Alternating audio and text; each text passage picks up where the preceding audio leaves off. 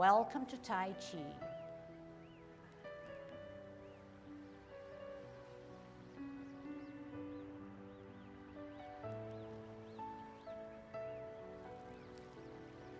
Okay, so this is our warm-up exercise. So you're gonna essentially do what I do, okay?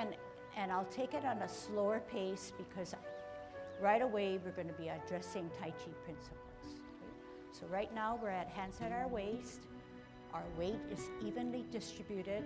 Our spine is straight as it can be, but we're not stiff as a soldier.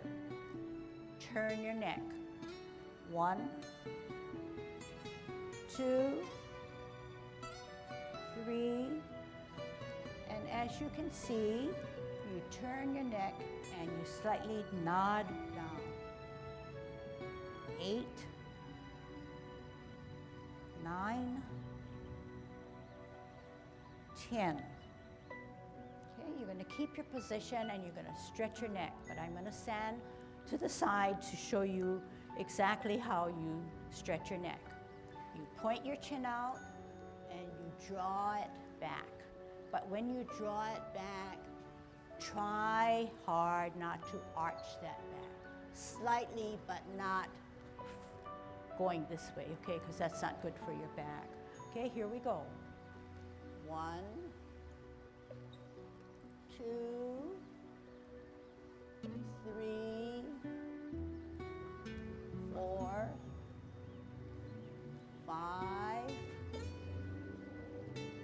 6, 7,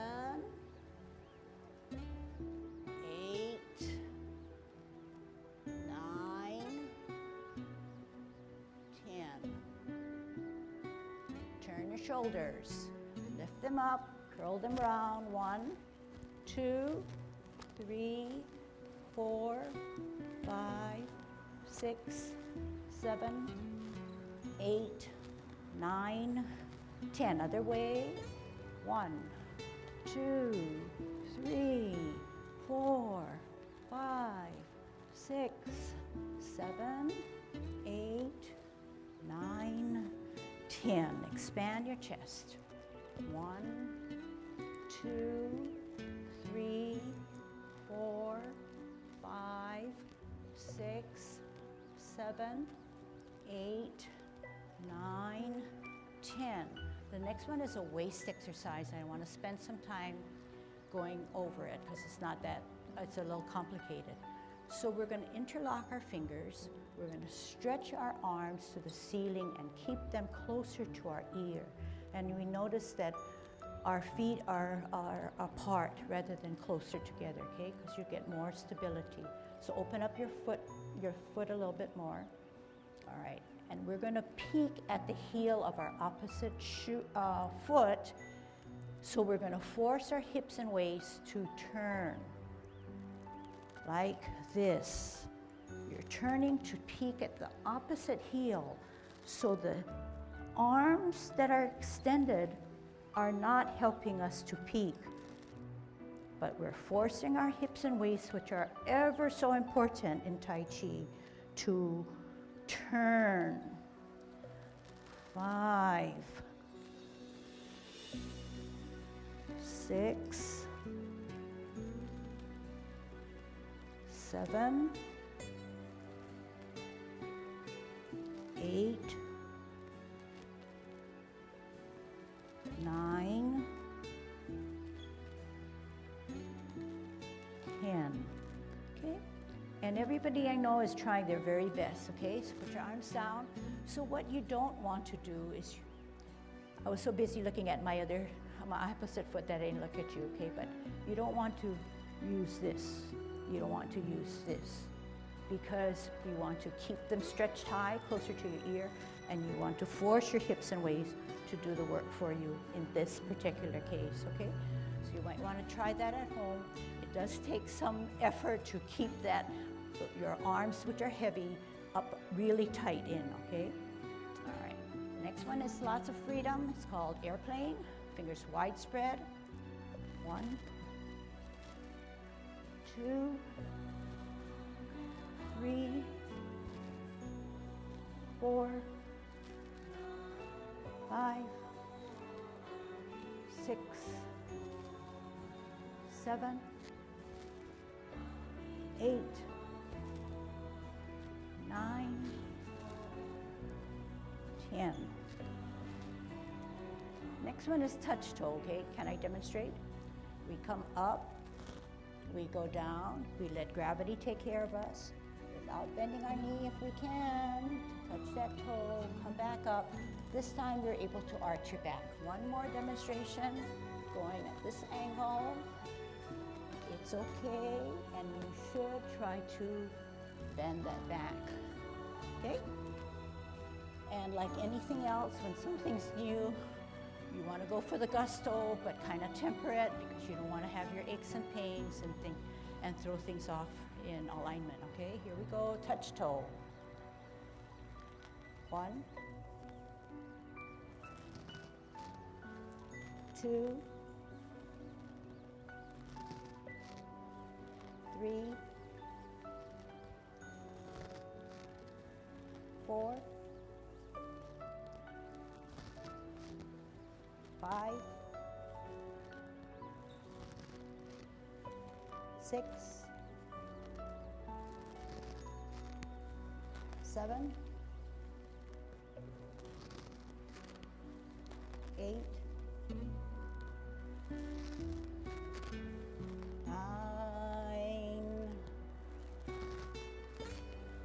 10. So this particular exercise you can cite, or I can cite, as something characteristic about Tai Chi, in that you use your whole body, you need to weight down, you need to ground down for stability, and you need to obey gravity. And the gravity in this particular case helps us to go down, but it also addresses our 3 major danten points. We're always straight up. We're always at 50-50 percentage distribution of weight. Our danten points are 1 to the middle of our skull, to the middle of our chest, and 2 inches below our navel. Those danten points, or imaginary points in everyone's body, should be vertically lined up for perfect balance and good posture in a very general way.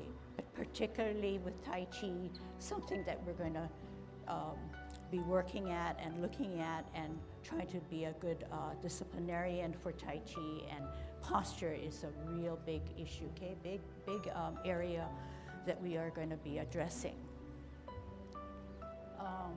Turn your hips now, okay? It's not only for hula dancers, but we're going to swivel first to the right and use your hips and waist, which is 1 unit, to turn as good and fully as we can.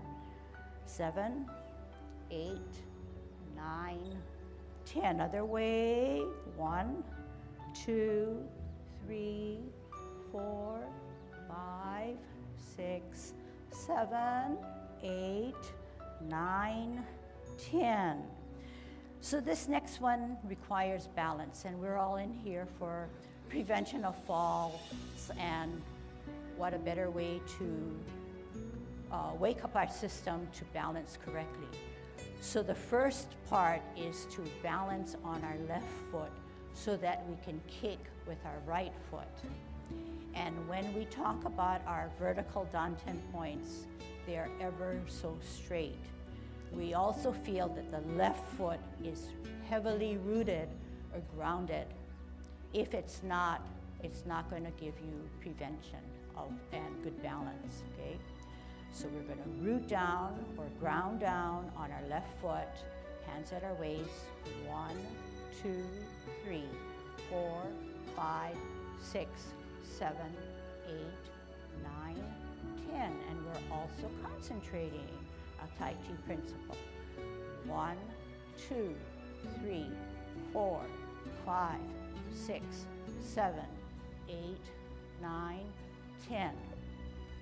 Next one is funny, but we're going to kick our butt.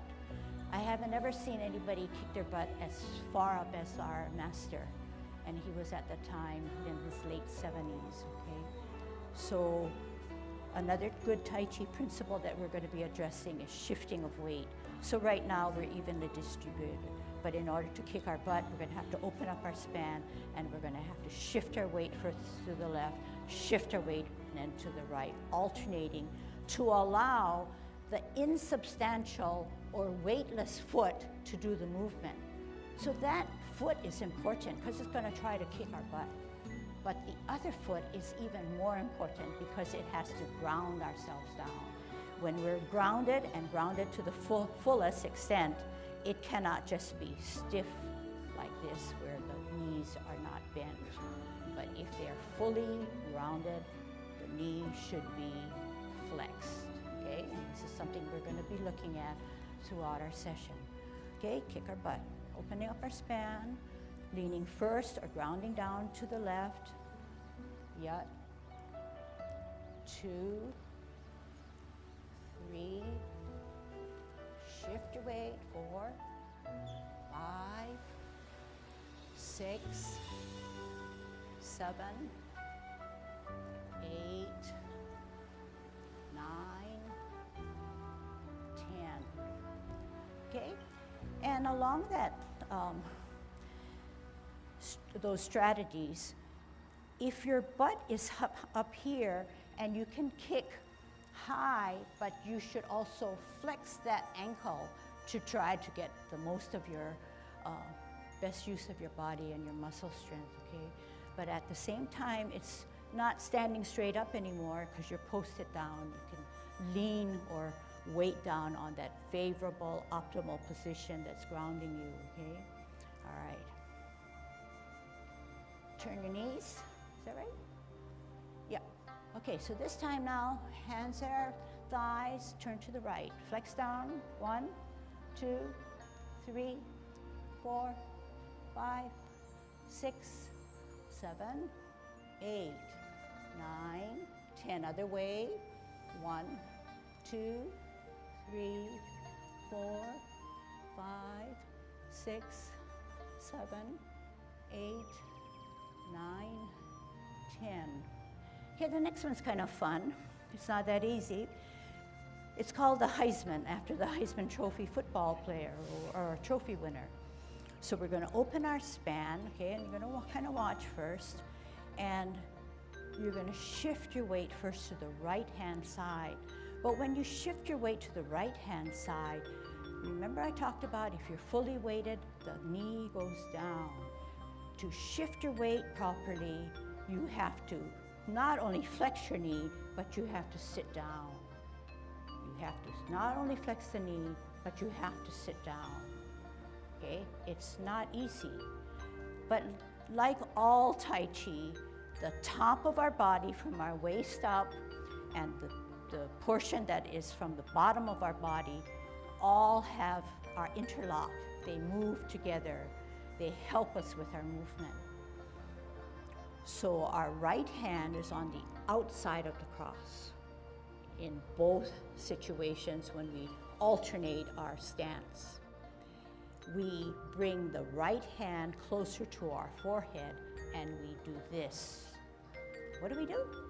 Right hand on the outside, we bring the right hand closer to our forehead and we do this. Again, cross and do this. Hey, cross and do this. All right, if that's easy, let's do the left. Let's do the left, but keep the right hand on the outside, okay? Cross and do this. Okay, where's this hand? Cross and do this. One more time. Cross and do this. Okay, so lots of things that I'm noticing. People can't do it because they want to move their feet, which is great, because you're stifling yourself. You want to do what's natural, so great, okay? But you're a little bit ahead of the game. But I also want to check that you do this, don't do this, and don't do this. And obviously, you see that I'm out of balance. And anything in between, don't even do this. Because what happened? My danten point, one's here, and one's here, and one's that way. It's on a slant. We want our backbone or our axle. Everybody has a pointing finger. We want to be able to have it vertically stable, straight. So in order to do that correctly, we have to do this, right? Show me with your finger and your body. You have to sit down straight. You have to sit down straight, and yet you have to shift your weight, and you have to check yourself. Look in the mirror, or you can say, hey, I know my body is not straight. I can do this straight, but can I do this as straight? Or am I saying, my body can't do that. So you've got to double check yourself with your finger. So the body, the top of your portion of your body helps your bottom. Something like this. Something like this. So I'm trying to sit down here, keep my vertical points, and shift my weight, sit down. Okay, let's try it. Right hand on the outside all the time this time, okay? Cross and 1, 2, 3, 4, 5. Shift weight, cross 1, 2, 3, 4, 5. 1, 2, 3, 4, 5. 1, 2, 3, 4, 5, 6, 7, 8, 9, 10. 1, 2, 3, 4, 5, 6, 7, 8, 9, 10. And 1, 2, 3, 4, 5. And 1, 2, 3, 4, 5. Okay, so good beginning, okay? And so this is a class on Tai Chi Principles looking at Yang 24. So Yang 24, Yang is a style in which we are teaching Tai Chi. There are other families of Tai Chi such as Wu, Sun, Chen, and others, okay? So we're looking at Yang, Y-A-N-G, which is the most popular in the world. Popular, because it is characterized by something rounded, something flowing, something nonstop, but still addressing the principles that underlie all Tai Chi, which is martial arts based. So Tai Chi was developed centuries ago in China by monks, people who studied nature, and also were very religious about defense. And therefore, today, when we practice Tai Chi, there is an implication as to why the movements are the way they are. And it is for warding off, for grabbing the person and bringing him down and yet pushing him away. But in Tai Chi, the power does not come within the force that we use. In other words, in Tai Chi, the movements are martial arts based. They are giving us muscle strength, but we are not using the force of our body. But the power of Tai Chi comes when our mind is active and our mind drives our movements. So think about what I just said. The power of Tai Chi comes from the power of our mind. The movements are mind-driven. So the discipline of Tai Chi requires that you think through your movements with the foundations of the principles that you are taught or know. We are not looking for the 24 movements and the sequence and where our fingers or hands end up. In order for our hands to end up the way they are, it's because our mind says it's the way it should be, and our hips and waist that everybody has is the power behind that mind. Whatever your movements require, thinks through your brain and comes out through the movement of your unit of your hips and waist. So this is the premise in which I am going to be teaching. The 4 principles that I want to or have bundled up together are: 1, shifting of weight, which we addressed. We're at 50-50. We shift our weight to open, to come down on an even 50-50. That's one sample of shifting weight. Another sample could be a sideways motion to again shift our weight. However, shifting of the weight can occur in almost every movement, okay? So we're gonna still do part of our warm-ups, but look at shifting of weight. When we shift our weight to balance on one foot, there is a specific movement called golden cockerel. So when golden cockerel shifts the weight, we're on one foot. When it shifts to the left or the right, we're on one foot. And I'm having trouble because 1, age-related, 2, I'm talking and focusing on many things, watching people, but also I'm not using my hands. My hands are not helping my feet and my legs. So we're gonna have to kind of bundle that all up and synchronize our movements. So when we're a golden cockerel, several things happen. And you're gonna say, wow, you know, what is it that's kind of, I wanna say magical, something that's kind of mystique in what our body can do. 1, it's balancing. 1 is shifting of weight. 2 is it's counterbalancing. So when one hand comes up, the other one hand goes down. When one hand goes down, the other guy goes up in a synchronized fashion. But it's also drawing circles or spirals. It's not abruptly coming down, abruptly swinging up and down, but there are spirals going on all the time.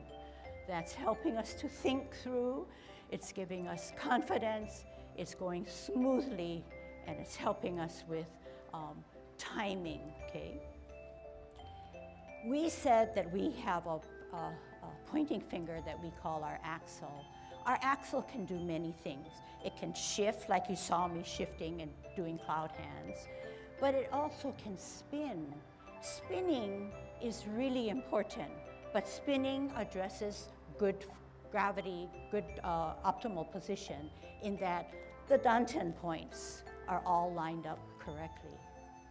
So when we do our golden cockerel, I know that I have to spin on my axle.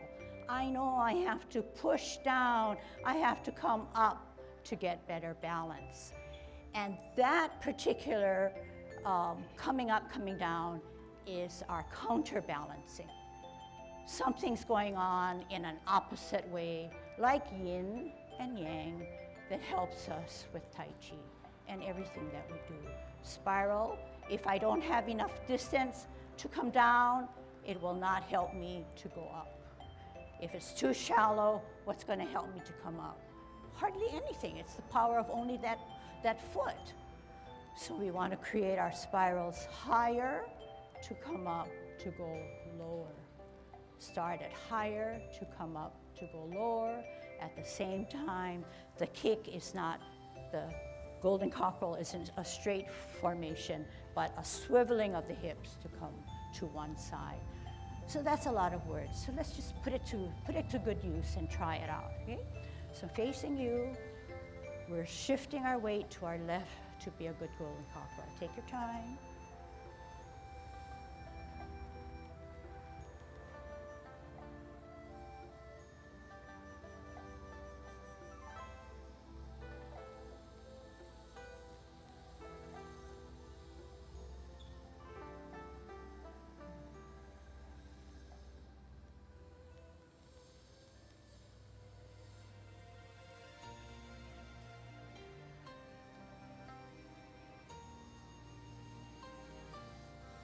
One more, last one.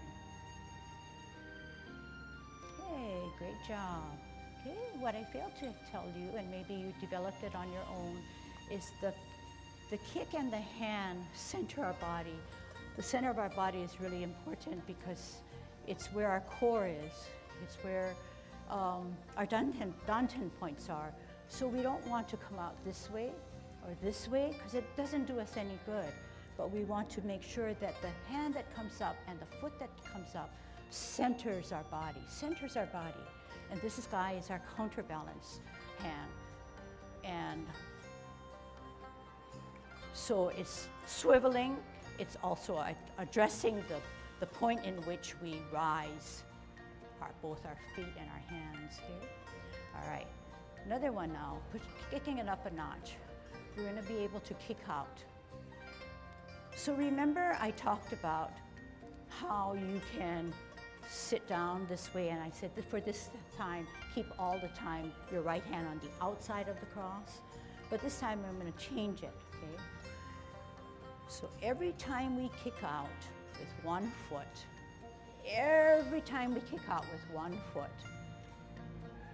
we match our hand with our kick out foot. What do I mean? If my right foot wants to kick, my right hand has to go on the outside of the cross. If I want to kick with my left foot, my left hand goes on the outside and follows the kick. But what does the other hand do? Does it just go to sleep because it's not important? Addressing that opposite hand, it helps me to balance by counterbalancing. It does not want me to do this. I have nothing out here to help me to balance. Okay? So we're soaking it all in and we say, we follow you, okay? Now you got to tell your body, let's get with the program, okay? So it's not the highest kick, because you've seen people that come up and they stretch this way and the leg comes all the way up close to their arm. That's impossible for me, but I can think that. I can do it. The power of the mind says, yes, do it at your maximum ability, and that's perfect, okay? All right, so here are the guidelines. You're at 50-50. We're going to kick out with our right leg, our right foot, not just our toes and not just our heel. And we're going to try to kick like not a soccer kick where you use your toes, but guide with the heel. Show me how you guide with the heel. Use your hand, guide with the heel. We do not want to guide with our toe, okay? So remember that. We're at 50-50. We're shifting our weight. If we want our kick to be on our right side, our right hand goes on the outside of the cross. Okay, here we go. Opening up our span, 50-50, vertical points aligned.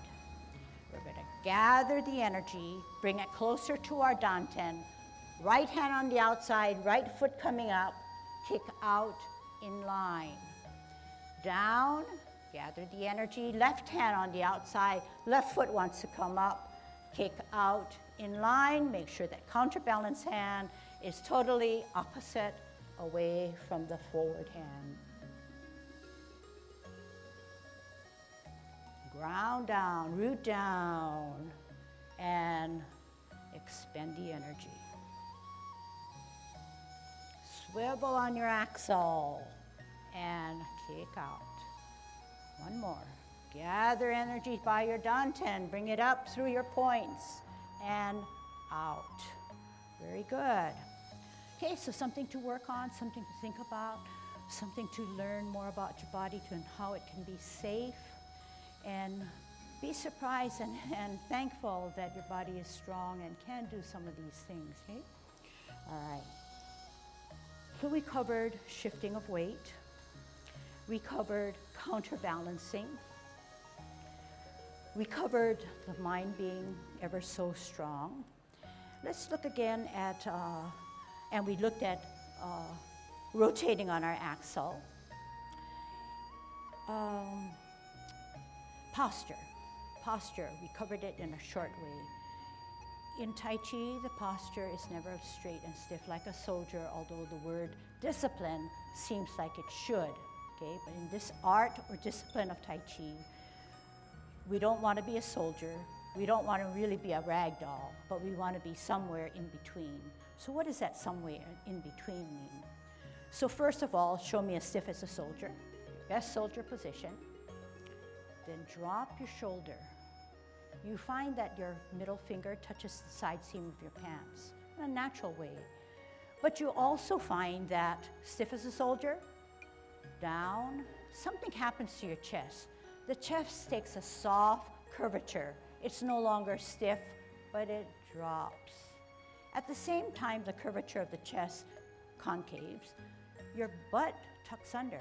See if you have all those elements. First, stiff as a soldier, then drop down. One more time. Addressing all the chest and the butt and that middle finger. You also found that your knees or your legs took on a little bit different formation. So the knees are very important. They should never be locked. So what does it mean to be locked? You're stiff so that it's too erect. It's too hard for the energy to flow. But you don't want to be a rag doll, so you don't want the knees to be in this posture. But somewhere in between, you want a soft feeling in your knee so that it's ready for movement, but not stiff. So they're never locked in. The attitude or view in which your mind is, or the mood in which you approach Tai Chi or daily living should be one of optimism or positive thoughts. So what a better way to discipline ourselves in learning the art of Tai Chi, using or bringing in positive feelings. So at that point, when we start Tai Chi, if something's really crucial and you need to get it out of your mind, think about something more positive. Image, experience, whatever. The tongue, I can't check this one, but you will realize that it helps you with breathing if your tongue is on your palate, not pushing against your upper teeth, but softly behind on your palate. The face now is not smiling, even though if you've got that image or that experience and you really love it. The face is neutral. Not sad, not happy, and not anything in between, but just your natural appearance, okay? For Tai Chi, because we're so optimistic and we're so confident about the world and ourselves, we are looking out into infinity. We're not looking at any particular person or teacher, but we're looking out into infinity, because infinity is telling us that there's more out there. So when you look out into infinity, your glance is not high, not medium, and not low, but slightly down. Slightly down so that your chin is no longer parallel to the floor, but slightly dipped down so the glance is way ahead. Okay, so can you remember all that? Yeah, you're smart, right? You want to gather all that information, but you hear it more than once, all the time. So I'll be your reminder. Okay. So I did some math, and we need to cover 24 movements in 5 weeks and 15 minutes of that first week, first class, okay? How many think it's possible? All right, you're really gonna put it to me, huh? So yes, we're gonna cover it. We're gonna cover it in a way that can be improved and refined forever and ever. And that's really the truth, okay? So we're gonna dig in right now, okay? We're gonna try to cover 5 movements, okay? Your job is to put emphasis not on the sequence of the first 5 movements of Yang 24, which is the gold standard for Yang style Tai Chi, but your emphasis is to see how these movements incorporate the principles that we just went over, okay? All right. So my voice and what I demonstrate physically is essentially what you will try to mimic. But we realize that it's the first time. So we're going to say, yes, it's okay to be incorrect. We're not looking for perfection, but we are looking about how you can use your body in a better way. All right, I'm going to turn this way. People on the left may not be able to see me because we're going to gravitate to at least this point. So you're going to allow for that amount of distance. So you're going to push towards your right, okay? All right. So we're going to first start with good Tai Chi posture. Dropping those shoulders, middle finger to the side seam, concaving your chest, tucking your butt, tongue on your palate, chin slightly down, lined up our dantian points, our vertical dantian points, 50-50, good thoughts. Commencing form, movement number 1. Shift weight to the right, 60, 70, 80, 90. On your toe, because that's an empty step, it's only allowed to move. Lift off the ground, put weight, 10, 20, 30, 40, 50. Hands rotate to the middle of the thighs. Take a deep breath in as we elevate both hands to our shoulder. At shoulder level, we exhale by dropping our shoulders, tucking our elbows, and flexing our knee.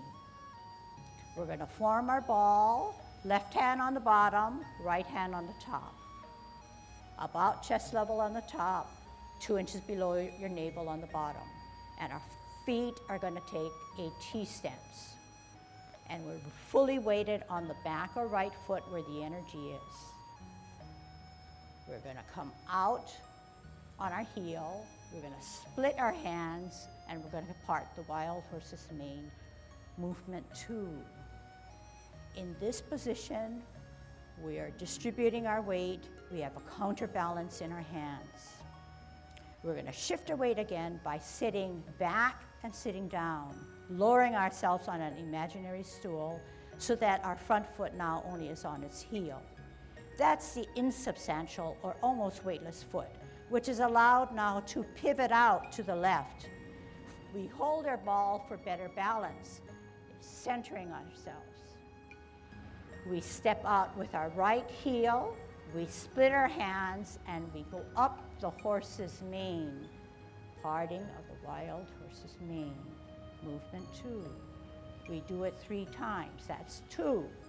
We sit down, we sit back on that imaginary stool, shifting weight. The weightless foot is on its heel. It pivots out to the right. We hold our ball for better balance. Our weightless foot is our left heel. It comes out on the heel. We split our ball, and energy is now in 2 hands. Final parting of the wild horse's mane. We're going to take a half step, and we're going to hold our ball. We're going to shift our weight to the back foot, and we're going to spin the ball, and the right hand comes up higher. We're going to look at it while our left foot is on its toe, and we're going to lift it off the ground and point with our toe. White crane spreads its wings. That's 3. Don't worry if you can't follow. We're incorporating the principles. Drop the front foot, bring the top hand down, and cut your body in half towards your dantian point. Left hand swirls back with the right hand, and one hand, right hand is higher, left hand is to your shoulder. 4th movement is to brush your knee. Weight on the back, lift up the front foot, put it on its heel, bring the hand, top hand to your ear, bring the hand down, turn your hips and waist, power of the hips and waist to brush your knee. 3 times. Sit back, sit down, pivot out. Instead of a ball, one hand higher, one hand to the shoulder. Bring that top hand to your ear, set that bottom hand, right hand down, across the hips and waist, turn it, brush knee 2. Shift back to the back foot, pivot out with your right heel, set it up, right hand higher, left hand to your shoulder, left heel out, Bring the top hands down and to the ear. Turn the hips and waist. Brush knee, 3 and final. Half step from the back foot. Rock the front foot, shift the weight. Put it on its heel. Play your peepaw. That's 4, I believe. Then I'm going to give you a break, and you're going to go back to your original home position, and we're going to repulse the monkey. So, yes, Tai Chi, we know it's difficult, but we know that there's lots of benefits. And we know this is almost like a crash course. Okay? Who can ever believe that you can learn to the maximum amount of refinement, 24 brand new movements to a body that's never done this before? Okay? Think about that. So I brought you back home because we're going to repulse the monkey. And the better way to view me is to view it how you're standing now. Repulsing of the monkey is a backwards motion. I'll do it for you. We ended with playing our lute or peepaw, and we're going to safely walk backwards as if to push that monkey away. In Yang 24, we need to do this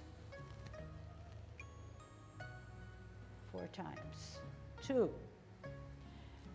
You may know and see that I am fully grounded in order to provide a balance to go to the back.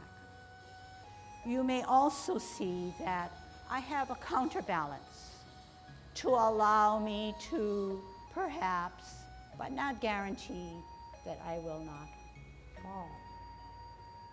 Want to try? Yeah, why not?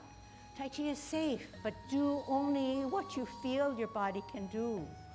Okay, you don't have to be a superstar. Okay, you don't have to. All we want to do is just learn more about our body and get that experience to say, hey, my body is pretty good. Okay, all right. So you know we're going to move backwards. So you know what's in the back of you.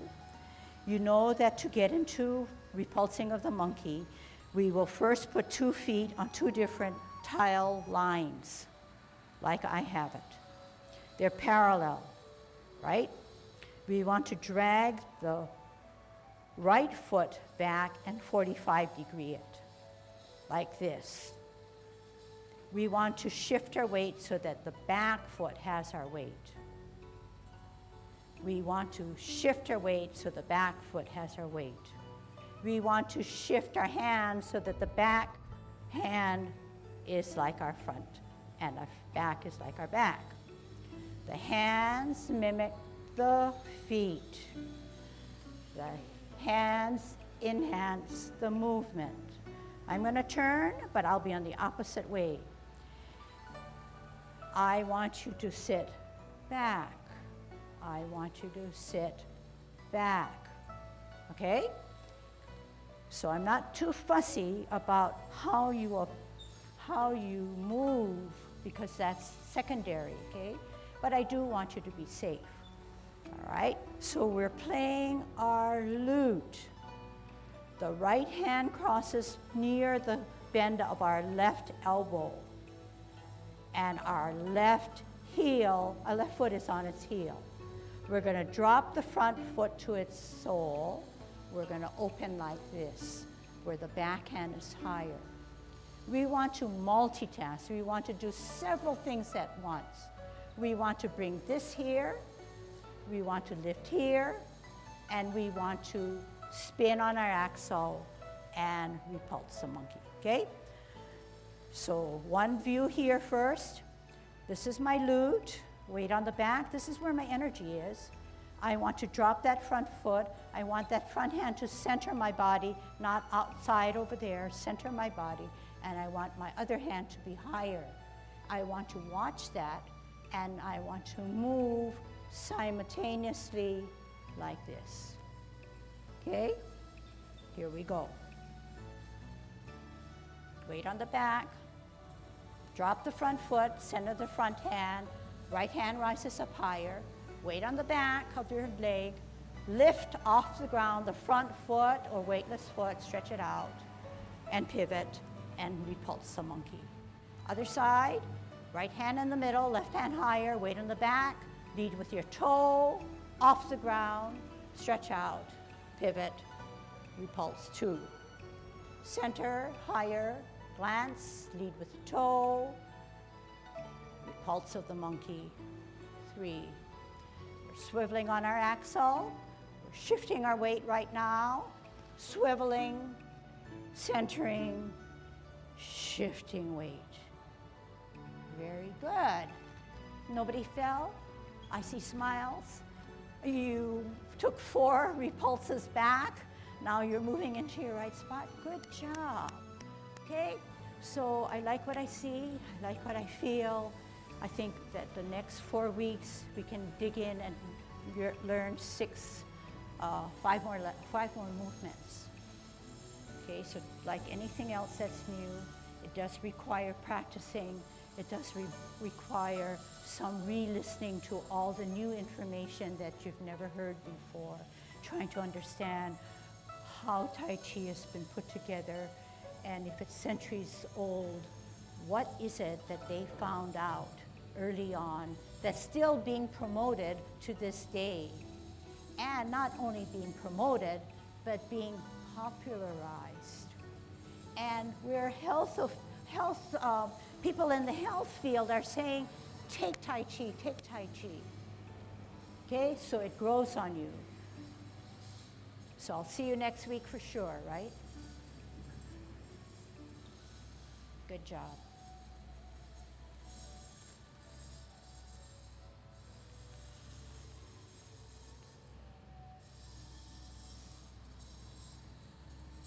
Yay. Thank you.